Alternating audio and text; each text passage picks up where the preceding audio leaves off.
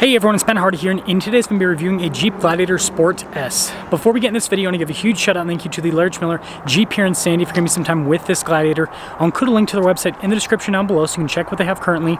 And then on a side note, if you want to save time and money the next time you purchase a car, link to my car buying guide in the description down below. Let's get into it.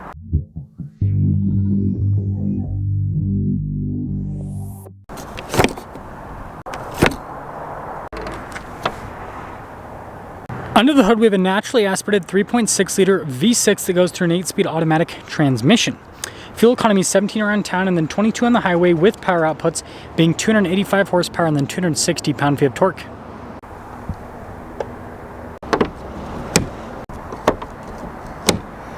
Now, before we move forward with this review, I do want to mention, if you want to see more videos just like this, then I recommend you subscribe because I post content every single day. So starting with the hood, you guys can see how, well, it's just red, nothing too crazy happening with the Sport. But the cool thing here with the new Sport is the grille, how that's darker in the center. I think it looks really sharp. And then you do have the base turn signals, headlights, fog lights, all of that. You got the base bumper, but you still have recovery points. So putting it all together with that new grille, I think it actually looks pretty sharp. But let me know what you guys think about the front end design. Now around the side here, our tire wheel setup is 245, 75, 17 in the front, and over in the rear. You can see with the wheels, they're metallic gray with a little Jeep there in the center, which is pretty cool. Still have a solid front axle with this, by the way. You can see the fender flare is painted here, and then notice how the badging there is a little bit darker in coloration.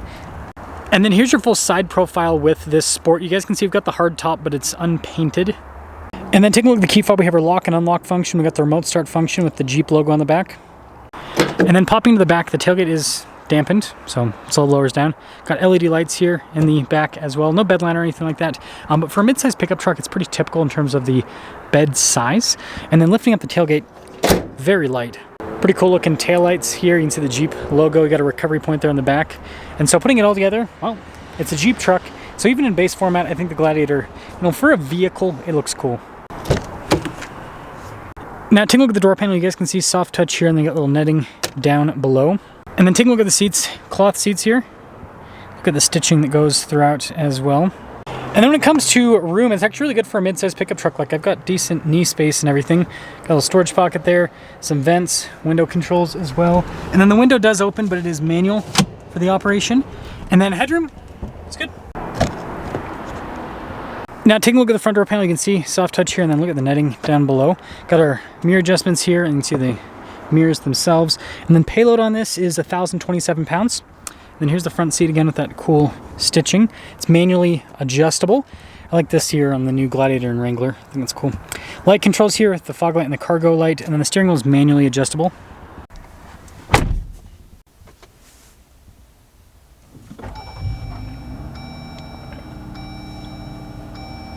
Now take a look at the steering wheel. You can see soft touch all around, and then I like the contrasted stitching that matches on the seats. Rated controls on the back, we have stuff like adaptive cruise control, controls for the center stack as well, and then you got your regular stocks here on the back. And then taking a look at the gauge cluster, analog on either side, and then we've got this screen here, which we can use to see different bits of information on systems within the Gladiator. And then in reverse, you can see you've got the backup camera here, got that zoom function as well. Good resolution with the camera on top of that. And then as for the rest of the infotainment system, response time's great. You've got the little shortcut bar here.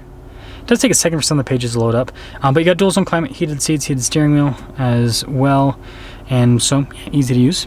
Like the trim there across the dash, you can see the grab handle down below. And we've got our analog controls here for the radio, dual zone climate controls, heated seats, heated steering wheel, all of that. You can see with the offered cruise control as well.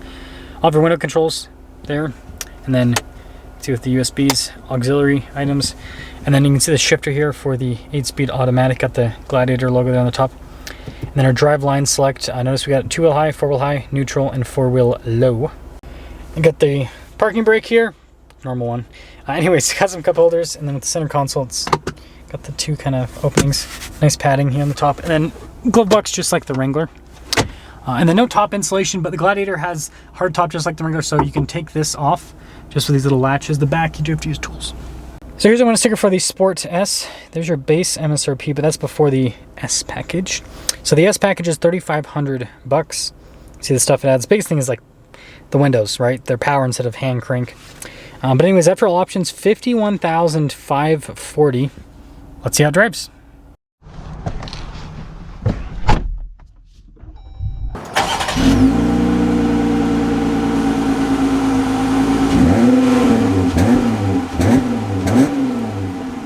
Well, let's talk about visibility before we set off. Here's visibility over the hood, both the mirrors.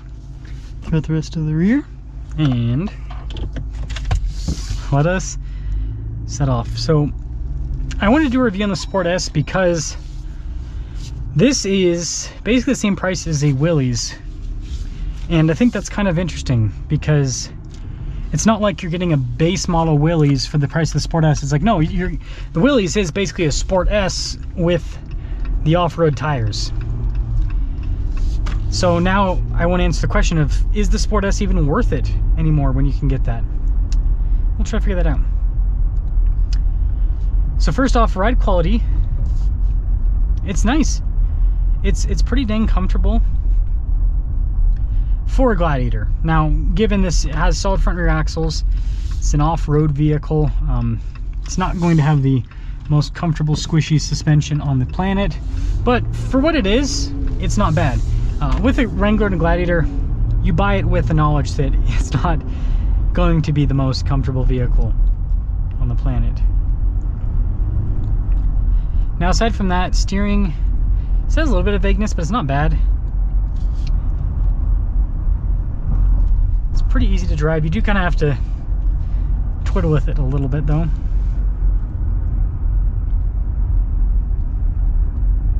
It handles pretty well. It's got a relatively lightweight feel to it. So again, not bad, not bad. Braking's fine too. Doesn't do anything crazy.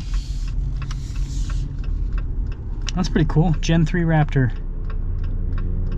But should be able to get an acceleration here now. This is just partial throttle.